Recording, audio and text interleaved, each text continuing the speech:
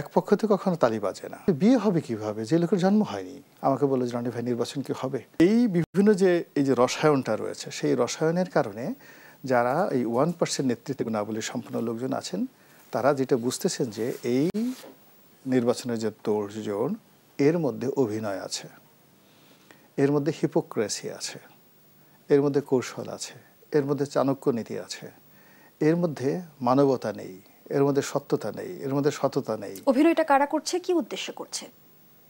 অন্য সবাই যে উদ্দেশ্যে করে, তারাও সে উদ্দেশ্যে করছে। আমাদের ক্ষমতায় থাকা দরকার, আমাদের ক্ষমতায় যাওয়া দরকার। এখানে যে এক পক্ষ থেকে কখনো তালি বাজে না, এখানে একটা সিন্ডিকেট আছে। সেই সিন্ডিকেটের মধ্যে যে রাজনৈতিক দলগুলো নির্বাচনের মাঠে নির্বাচন করার জন্য অ্যাগ্রেসিভ, তাদের মধ্যে 2টা থেকে 3টা গ্রুপ রয়েছে।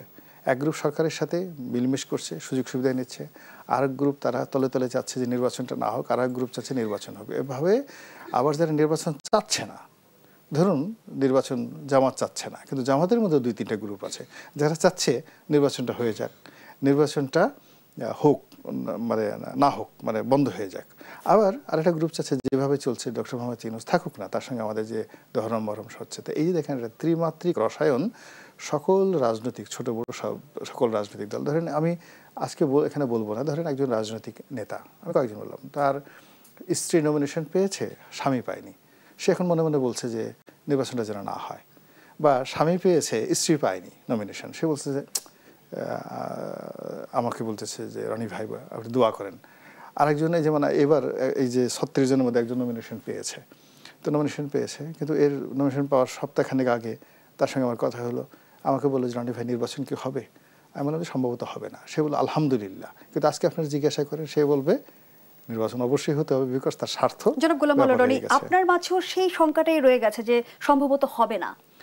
আমার কাছে সে সম্ভবতর জন্য না, আমি প্রথম দিন থেকে যেটা বলে আসছি, আমাদের এই দেশে যে নির্বাচনগুলো সুন্দরভাবে হয়েছে, সুন্দরভাবে নির্বাচন হয়েছে এবং অংশগ্রহণমূলক নির্বাচন হয়েছে, এবং যে নির্বাচন উৎসাহ উদ্দীপনা, এমনকি ধরেন ৭৯ পার্লামেন্ট নির্বাচন, ৭৩ নির্বাচন, ৯১ নির্বাচন, যে নির্বাচনগুলো খুব অংশগ্রহণ করেছে, তো ওঠার ফলে নির্বাচনের একটা চরিত্র তৈরি হয়ে গেছে বাংলাদেশে, যে এটা হলো নির্বাচনের ক্যারেক্টারিস্টিক্স। সেই নির্বাচনের একটা এলিমেন্ট এখন পর্যন্ত গত 14 মাসে তৈরি হয়নি।